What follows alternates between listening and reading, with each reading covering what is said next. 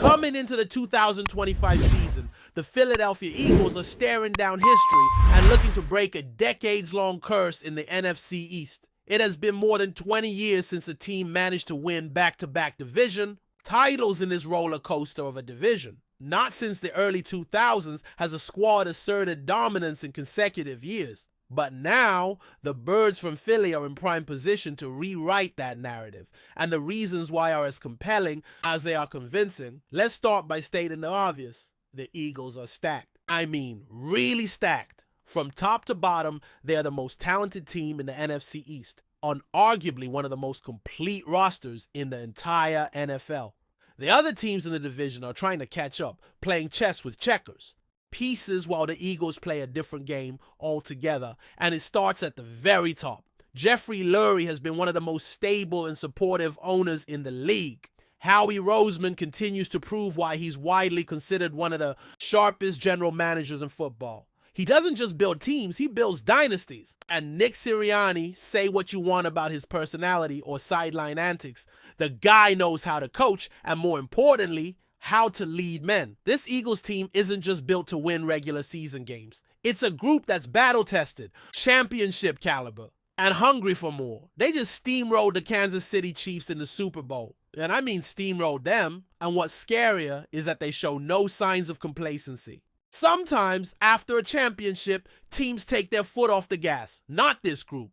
There's an edge, a focus, a hunger that tells you they're just getting started. On offense, they've got all the tools to make defensive coordinators across. The league lose sleep. A Super Bowl MVP under center, still in his prime. The reigning offensive player of the year in the backfield. The best offensive line in football anchoring everything. And on the outside, good luck covering both A.J. Brown and Devonta Smith. That duo is elite. And then you throw in one of the top 10 tight ends in the game, and you've got a unit that can beat you in so many different ways. They can go deep, they can beat you underneath, they can power run, they can zone block, they can tempo, they can grind out drives or score in under a minute. Whatever you want, this offense has the answer. And defensively, sure, there were departures. A lot of snaps walked out the door this offseason, no question. But even with that, there's still elite talent all over the place. Vic Fangio brings in a wealth of experience and a proven system that gets the most out of his players. Up front, the Eagles are still a nightmare. Jalen Carter has blossomed into one of the most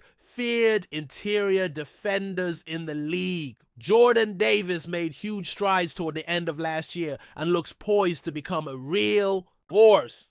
Nolan Smith and Jalen Hunt have all the tools to wreak havoc. Zach Bond was a first-team All-Pro last season and a Defensive Player of the Year finalist. That's not just potential, that's production. In the secondary, they've got young studs ready to step into bigger roles. Quenya Mitchell and Cooper DeJean are two of the brightest young corners in the game. Reed Blankenship holds it down at the safety position and has proven he's not just a solid starter, he's a leader on the back end. Are there question marks? Absolutely.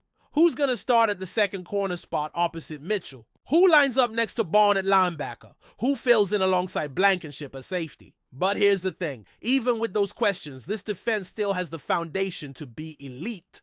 Let's not forget, they were the #1 overall defense in the NFL just last year.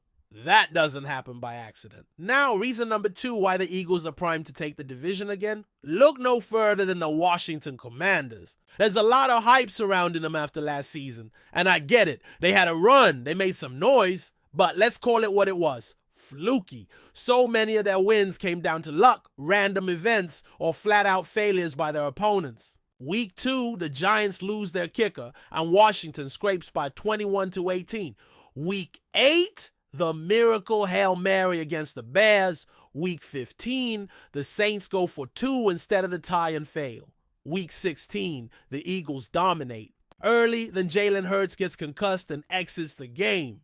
Week 17, the Falcons miss a game-winning field goal with a backup kicker, and Washington survives in overtime. In the wild card round, a doink off the upright saves them again. You get the picture. They were living on the edge all year long. That's not sustainable. That doesn't repeat itself year over year.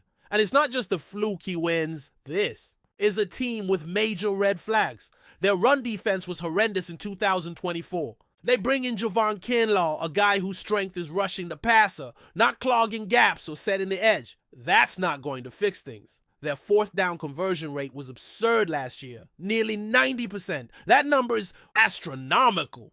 That does not happen 2 seasons in a row. That's not how the NFL works. And then there's the age problem. The Commanders have 30 players on their roster who are 29 years old or older. That's 11 more than the next oldest team, the Falcons. That is not the formula for long-term success. That's a roster built on borrowed time. Add to that the pressure of expectations, the sudden belief that Jaden Daniels is going to instantly evolve into a top-tier quarterback and carry this team. And you've got a recipe for regression. Don't get me wrong, Jaden Daniels is electric. He's got the tools, the mobility, the arm, the poise, but how many times have we seen defenses adapt after a breakout season? It's one thing to arrive. It's another to stay on top. Assuming he's going to keep ascending without resistance is just naive. Then there's Dallas. Are we really supposed to be afraid of the Cowboys? They bring in Brian Schottenheimer as head coach, a guy whose offenses have consistently underperformed whenever he's called plays. And there's probably a reason he hasn't done that in years. And Mike McCarthy, he's the definition of average. So now you've got mid-coaching paired with a quarterback coming off one of his worst statistical seasons. Dak Prescott threw 8 interceptions in just 8 games. His QBR, his advanced metrics, all point to a major drop-off. And yeah, they traded for George Pickens. That gives them a nice 1-2 punch with CeeDee Lamb. But beyond that, the offense isn't scaring anyone. The offensive line is aging and thin. The run defense was terrible last year. You know who had an elite run defense and a dominant rushing offense? That's right, the Eagles. And as for the Giants, come on. Russell Wilson is their big move at quarterback. That does not move the needle. He's on the decline. He doesn't threaten anyone anymore. His backups are Jameis Winston and Jackson Dart. Solid names, but not the answer. Malik Neighbors is a star in the making, no doubt. But outside of him, where are the weapons? The Giants have a strong defensive line, that's true. But what happens when they're stuck on the field all game long because the offense can't sustain drives, they wear down. That's the reality. And you can feel the desperation in New York. Head coach Brian Daboll and general manager Joe Schoen are fighting to keep their jobs. The way they've managed the roster reflects that. They're chasing quick fixes instead of building a foundation. This team is years away from matching what the Eagles have built. And that brings us to the fourth reason why Philadelphia is going to repeat. They are built to win in any way, against any team, in any condition. You want to turn it into a shootout?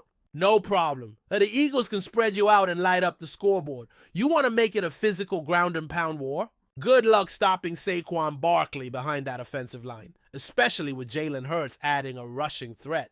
You want a slow, ugly defensive battle? This team can win that too. They can win in the snow, in the rain, indoors, outdoors. It doesn't matter. They are built for versatility, and in the NFL, that is everything. Football is a game of matchups, of styles, of weather, of weird bounces and unpredictable momentum swings.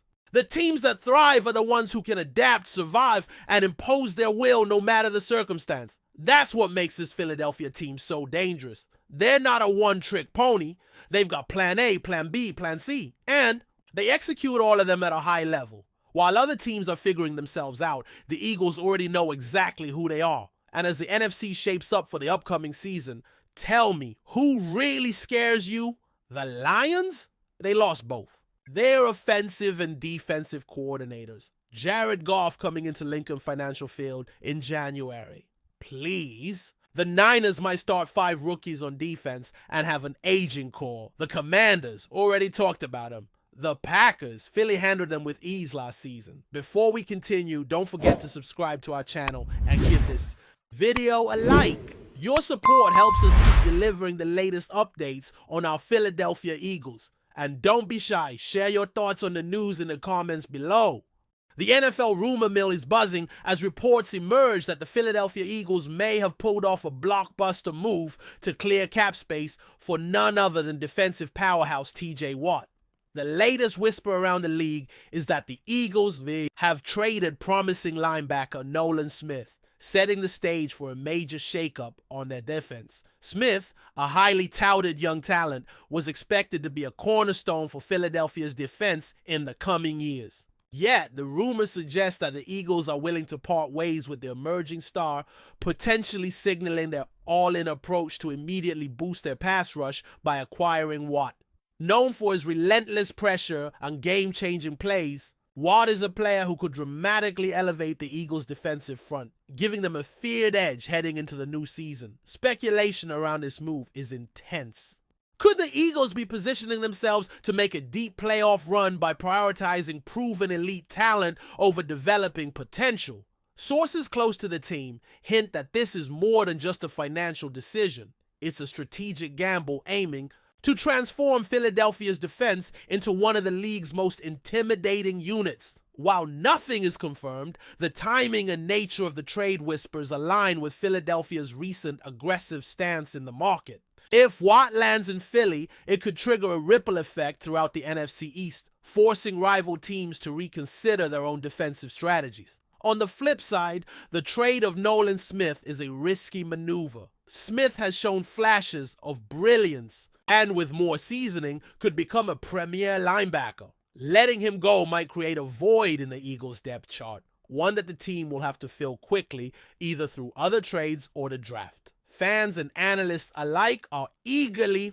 watching as this story unfolds. Will the Eagles' gamble pay off, turning them into a defensive juggernaut with Watt leading the charge? Or will the loss of young talent like Smith backfire in the long term? As the NFL offseason heats up, Philadelphia's potential move to secure Watt while trading Smith remains one of the most talked about possibilities, and one that could redefine the landscape for the league's top defenses. That's it for this update. If you enjoyed the video and want to stay updated with exclusive news about our Philadelphia Eagles, be sure to subscribe to our channel and hit that like button. We can't wait to hear your thoughts in the comments. See you in the next video.